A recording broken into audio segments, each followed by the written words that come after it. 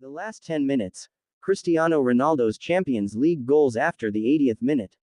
It is the 82nd minute. The stadium is no longer watching the match, it is watching the clock. Defenders begin to clear the ball instead of building play. Midfielders stop risking passes. Coaches shout instructions not to lose, but to survive. This is the phase of football where games are supposed to die. But when Cristiano Ronaldo is on the pitch, this is precisely when they come alive. For most players, the final 10 minutes of a Champions League match represent fatigue, desperation, and diminishing influence. For Cristiano Ronaldo, they have often represented opportunity, the exact moment when his physical preparation, mental resilience, and ruthless sense of timing converge. This is the story of how Ronaldo turned the closing stages of Europe's biggest competition into his personal theater. Why the 80th minute matters more than any other. Football analysts often divide matches into phases. 0 to 30 minutes, tactical establishment. 30 to 60 minutes, strategic adjustments. 60 to 80 minutes, physical drop-off begins. 80 to 90 plus minutes, psychological survival. The final phase is not just about skill, it is about nerve, conditioning, and belief. In the Champions League, where margins define legacies, late goals carry disproportionate weight. They eliminate teams, overturn aggregates, and reshape history. Ronaldo understood this better than anyone. He didn't merely score late goals. He hunted them. The science behind Ronaldo's late-game dominance. Cristiano Ronaldo's success after the 80th minute is not accidental. It is the result of deliberate physiological engineering. Throughout his career, Ronaldo trained differently from most forwards. While many players focus on explosive bursts early in matches, Ronaldo conditioned his body for sustained performance deep into games. His regimen emphasized fast twitch muscle endurance, recovery acceleration between sprints, late-game cardiovascular efficiency, precision under fatigue. Sports scientists often note that elite endurance athletes maintain technique even when exhausted. Ronaldo applied that principle to football, preserving his jumping, sprinting, and finishing accuracy when defenders' mechanics began to fail. In the final minutes, when others slow by fractions of a second, Ronaldo remains exact. And in elite football, fractions decide everything. The psychological edge, belief versus relief. Late in Champions League matches, defenders subconsciously shift their mindset from competing to protecting. They seek relief, the final whistle. Ronaldo operates differently. He believes the decisive moment has not yet arrived. This mentality has been described by teammates as inevitable confidence. He does not hope to score late. He expects to. Opponents feel this presence. When crosses enter the box after the 80th minute, defenders do not just track the ball, they search for Ronaldo. That split-second awareness often disrupts positioning. Fear becomes space. And Ronaldo thrives in space. Manchester United. The birth of the late goal specialist. During his early Champions League years at Manchester United, Ronaldo was known for flair and long-range shooting. But under Sir Alex Ferguson, he learned something deeper: timing. Ferguson built teams that attacked relentlessly in the final stages. Matches were never considered finished.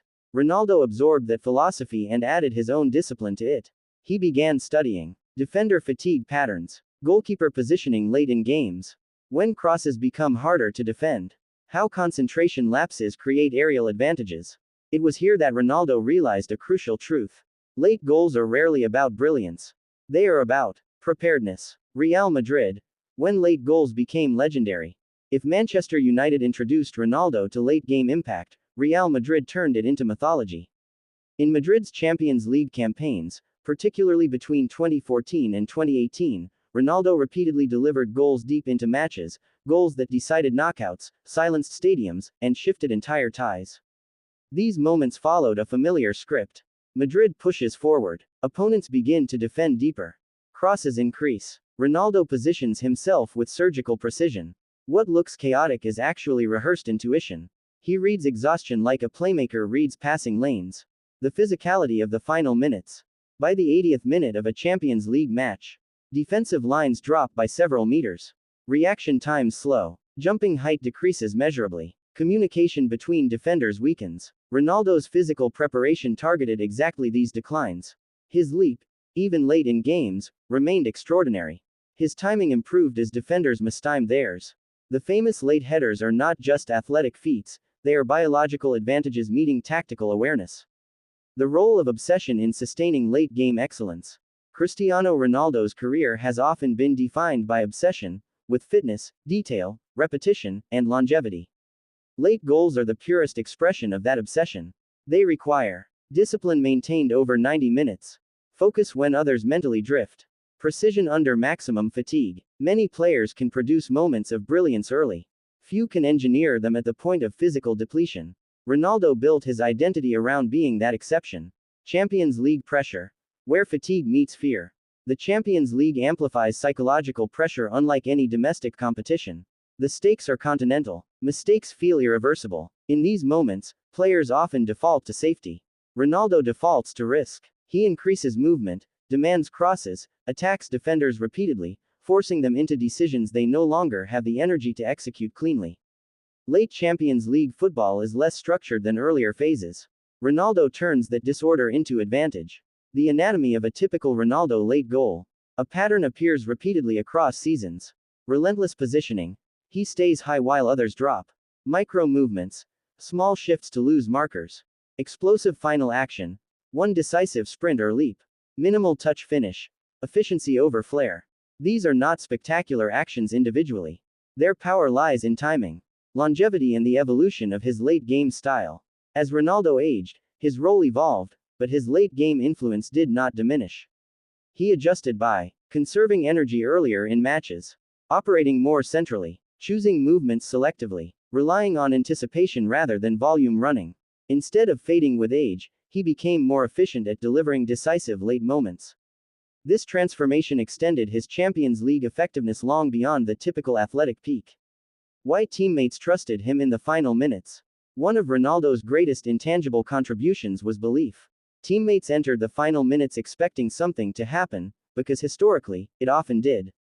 That collective belief changes behavior. Midfielders attempt one more forward pass. Fullbacks send one more cross. Teams sustain pressure rather than accept draws. Ronaldo didn't just score late goals. He created environments where late goals felt possible. Opponents knew, and still couldn't stop it. Perhaps the most fascinating aspect of Ronaldo's late Champions League scoring is that it was never hidden. Defenders knew where he would be. Coaches prepared specifically for it. Analysts warned about it. And yet, repetition did not reduce effectiveness. Because stopping late goals is less about awareness and more about physical and mental capacity, resources already depleted by that stage. Ronaldo arrived strongest when others were weakest. Legacy built in the closing minutes. Many great players dominate matches. Cristiano Ronaldo mastered endings. His Champions League story is filled not just with goals, but with when they arrived, moments when elimination loomed, when matches appeared settled, when energy was gone. Those were his minutes. The meaning of the 80th minute Ronaldo goal. When historians analyze Ronaldo's European legacy, they may not focus solely on totals or trophies. They will study his relationship with time. Most players race against the clock. Cristiano Ronaldo seemed to wait for it. Because in the Champions League, when matches entered their final act, Ronaldo was often just beginning his. In football, greatness is measured not only by what you do, but by when you do it. And no one chose their moments more ruthlessly than Cristiano Ronaldo after the 80th minute.